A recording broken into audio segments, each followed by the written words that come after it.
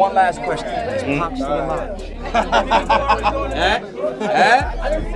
Nobody knows. That's Pac, man. He was the outlaw. And Reg from Holler Back is trying to be friendly and get order. So you seriously think that he might still be alive? I would say this Pac, you never know. As Las Vegas police reopened the Tupac investigation, they uncovered strange new claims beginning with rumors that Tupac was secretly an industry plant. According to this theory, his real job was to calm the tension between the Red and Blue Street factions, not escalate it. Well, it turns out when I talked to Tupac's longtime mentor, political mentor, former Black Panther Chokwe Lumumba, who was his first business manager, he's told me, I basically asked, well, was Tupac only pretending to be in order to appeal to gangs and politicize them? And he said yes. And that was part of his thug life agenda they came up with his imprisoned stepfather, Matulu Shakur. And so Tupac was just using that in order to get the and the leaders to call peace truces, first in Los Angeles, then throughout California, and then throughout the country. And that was why he was pretending to be this type. And really, he was just an intellectual prodigy. But when that mission failed, everything took a dark turn. Tupac suddenly passed away, and new reports claim he was never truly part of the street lifestyle he portrayed. Even a well-known biographer alleges that Tupac wasn't as tough as his image suggested. He described Tupac as someone who couldn't defend himself and didn't even know how to properly use a firearm, saying the rapper was simply playing a role. Because all these guys sold him this lifestyle idea, but he wasn't it. He couldn't fight. He had no athleticism. He didn't know how to shoot. He wasn't that guy, but he started to believe it. He method acted it. 100% method acted. This information becomes even stranger when compared to a 2010 interview with rapper Trey, one of Tupac's close collaborators. After the main interview ended, the cameraman forgot to turn the camera off and casually asked Trey when he last saw Tupac. If you ain't ready for it, get on the sidewalk. One last question. Is Pac still alive? Nobody knows. Y'all good? Yeah, we good. Thanks a lot, man. We good. Last time I saw him, he was in trouble. Trey's response shocked viewers.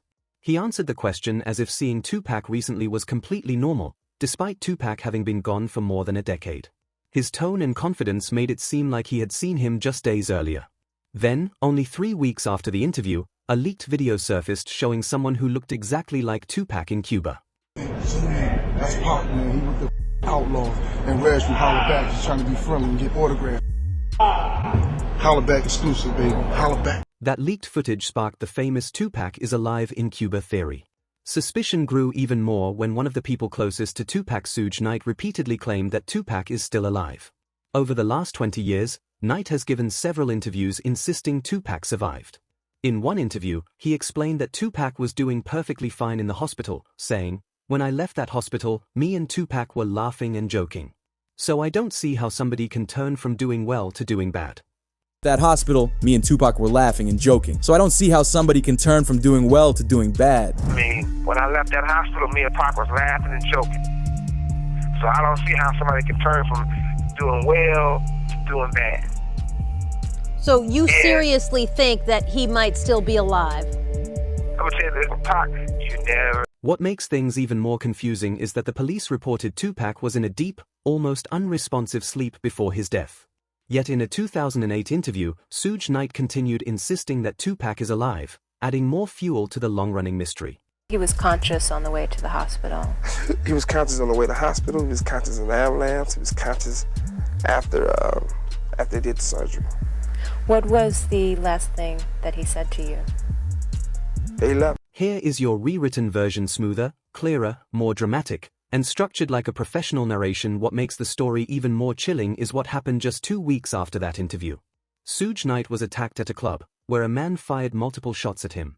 Yet Knight refused to cooperate with police, convinced the attack was connected to him publicly claiming Tupac was still alive only weeks earlier. Suge Knight Jr., his son, later stirred up the same controversy.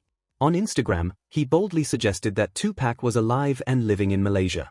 Not long after, Junior posted a screenshot of a message that read, "You said too much. It's time for you to go." He then uploaded a series of images showing Tupac edited into photos with modern celebrities like 50 Cent and Beyoncé. Under the picture with Beyoncé, he wrote, "He never left us. but they'll be after me soon. While some brushed it off as a publicity stunt, others believed he was exposing something real, especially since the Knight family would know more about Tupac's situation than anyone else. After all, Suge Knight was right beside Tupac the night everything happened and managed much of his career. Adding to the mystery, new investigative findings suggest Tupac may have worked with Diddy to fake his death. Police later confirmed that on November 18, 1995, Tupac was photographed with Diddy's then baby mama, Sarah Chapman. Diddy had always referred to Sarah as the one, his dream girl. But when she got involved with Tupac, tension grew. Tupac even claimed that Diddy once tried to take him out, but the attempt failed and was quietly covered up. I believe so. I do believe so. I have proved things that I could say that will back up my claim, but this is not for the world to know about. You know what I mean? It's between me and him, and only he knows. So every time he say it didn't happen, or that's the only thing that makes this become an issue to everybody. I was acting. Who gets shot 5 times in acts? Oh, I didn't get shot 5 times in A Vision. I only got shot once because they found the bug. The police found him, but now they the cops. Now they doing detective work. After the first alleged attempt failed, it's claimed Diddy tried again. During the Diddy trial, a former police officer testified that Diddy supposedly paid $1 million to have Tupac taken out. In retaliation, Suge allegedly arranged for Biggie to be dealt with. Reports stated that Diddy hired Kef D to coordinate the hit on Tupac.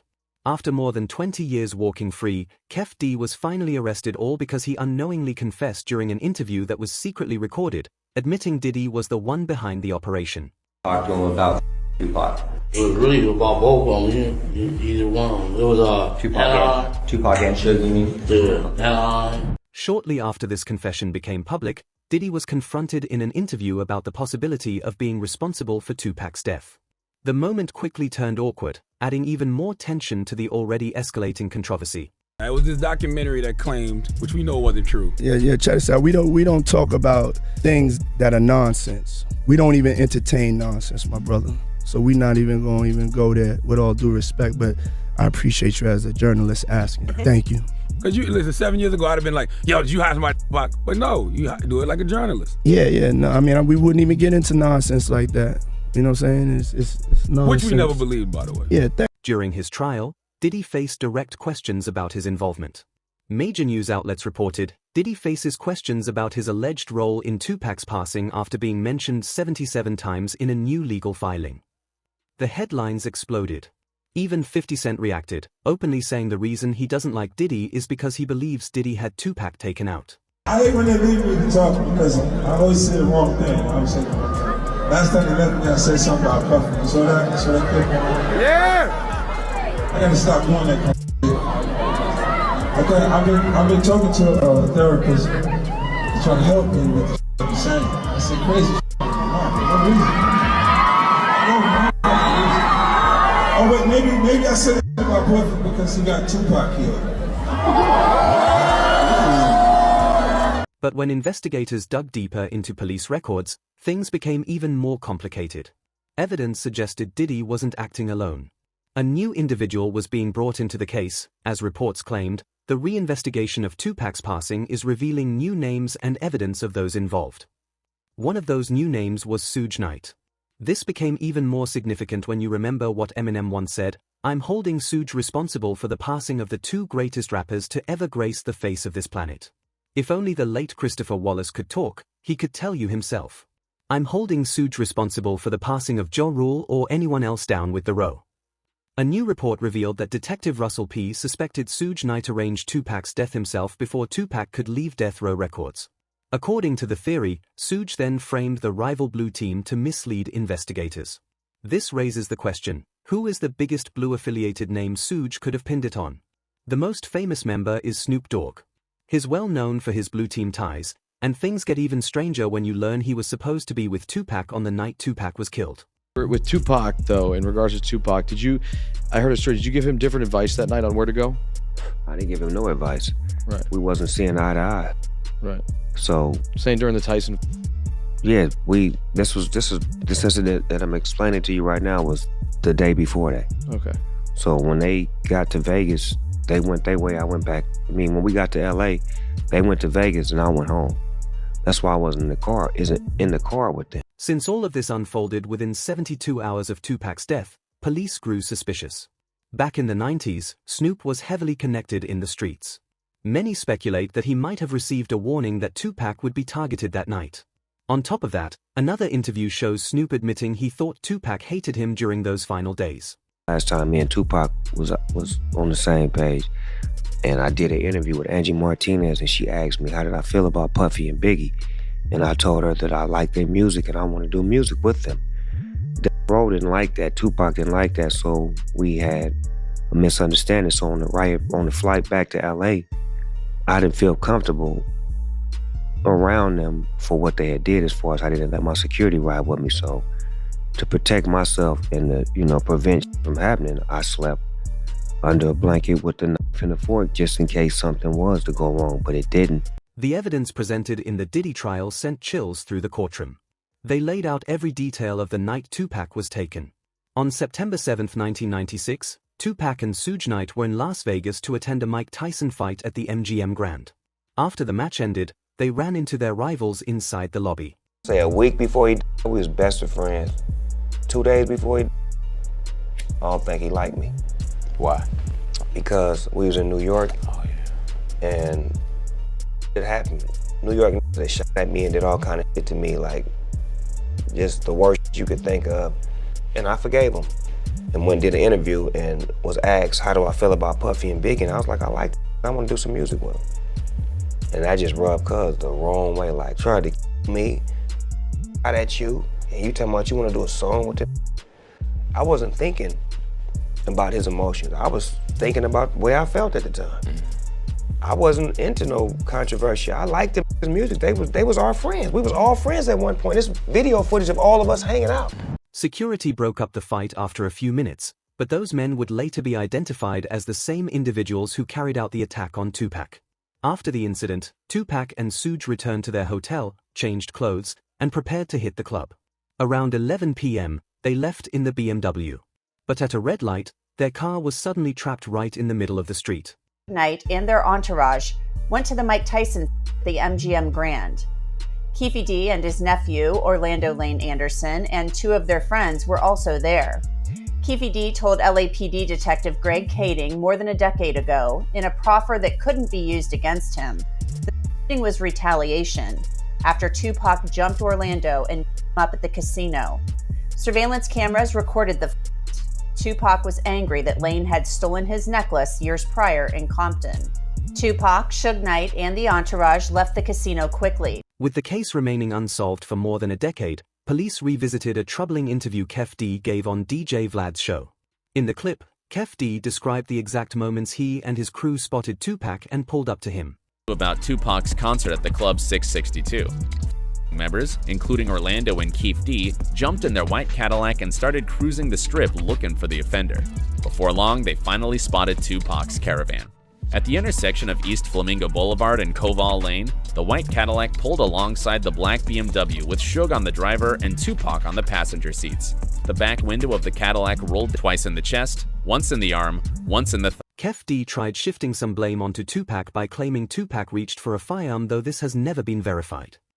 And Bubble Up was the driver, and Baby Lane and Freaky were in the back seat.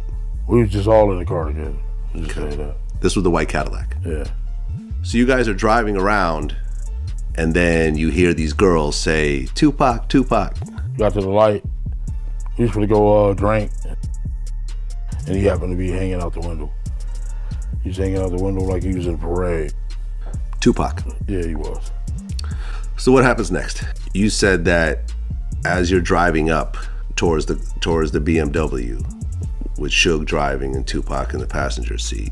Eventually, leaked footage showed Kef D's interrogation with police from the night of the shooting. Authorities had long suspected his involvement, but didn't arrest him at the time. Lane starts. You say Suge looks over, he sees you. He looks right at you. Yeah, he looks at me. Okay. When he looks over at you, and then Tupac's busy getting. Evidently, the story is Tupac's trying to either get out in of the back seat or something. Yeah, what do you see happening inside of their car? I seen him going Suge head. I thought he was. So Orlando across Dre? He leaned over on the window. We rolled down the window. During the renewed investigation, police also uncovered Kef D's reaction to Tupac's death, a reaction that revealed his true emotions and added yet another layer to the disturbing truth behind the case. I hate that happened, dog. You know, I really do, man. Cause it took a lot of people's lives, dude. Hate that happened. Probably to God. I feel they should, you know, that was wrong, man. It was just wrong, purely wrong. You know what I'm saying? I wish it had never happened. You know what I'm saying? That's my opinion on it. It never happened, dude.